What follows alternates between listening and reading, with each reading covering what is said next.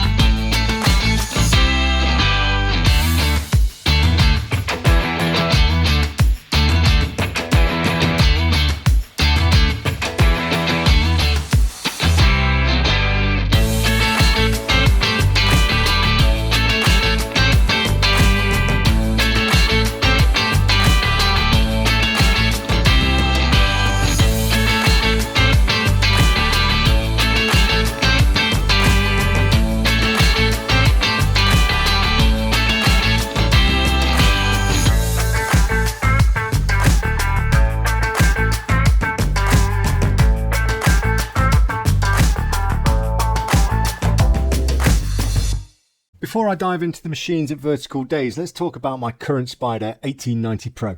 I've had it for over 8 years now, and despite its problems, there are still a lot of things I really like about it. And it's these things that are going to set the benchmark for my next machine. So what is it that I like about the 1890 Pro?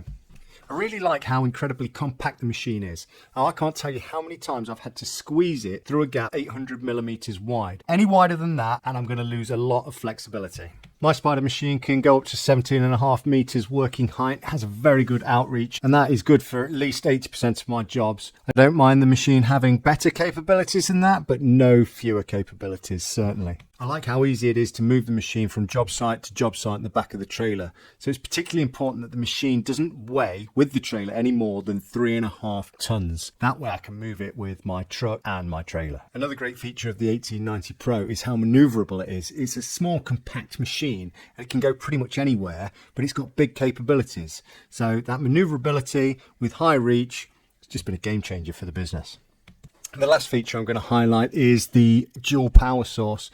Running on the diesel engines is great when you're outside. It makes the machine quick, all the functions are fast, gives you that power, it's brilliant. But also, I do occasionally take it inside. So those electric motors, again, makes the machine flexible, means I can take on jobs that I wouldn't ordinarily be able to take on.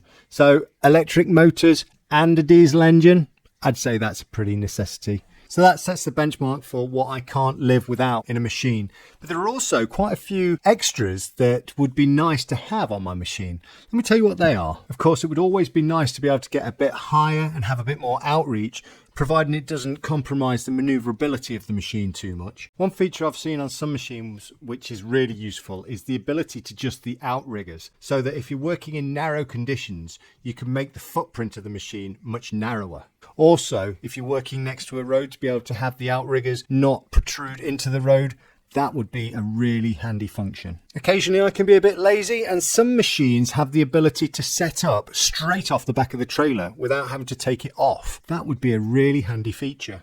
And there's one last thing I'd like on the machine. Not because it could earn me more money, not because it would particularly increase production or anything like that, but having little flashing beacons on the outriggers, I just think that's really cool and I'd like that. And do you know what? Sod it. If we're building our dream machine, it's got to be blue as well, hasn't it? I'm a bit of a sucker for blue. What about a cup holder? Well, that's a good idea. Yeah. And a cup holder. So with all that in mind, Vertikal Dayz is the perfect place to start my search. Every type of Spider, cherry picker and crane is here. And if there's a replacement for my 1890 Pro, this is the place to look. While I was here, I spoke to 6 different spider lift manufacturers. They taught me through their machines, the upgrades, the features, what set their machines apart. Those interviews will all be in the next videos, where I'm going to take a closer look at each one of them. Okay, wow. That was a big day. We've looked at loads of machines. I'm all cherry picked out. I'm knackered. I want a coffee. I want my tea. But there are a few takeaways. The CMC machine caught my eye. I particularly liked that one. And there was another green machine from Finland. I forget its name. Leguan, which was pretty special as well. I really like that. And we'll do another video about that machine in the future as well. But for today, I am cherry picking out. I want to go home. If you've got this far, thanks for watching. I hope you've enjoyed it. If you've got anything to say, leave it in the comments. Give us a thumbs up if you enjoyed it, and subscribe for more cherry picker related content. Thanks for watching.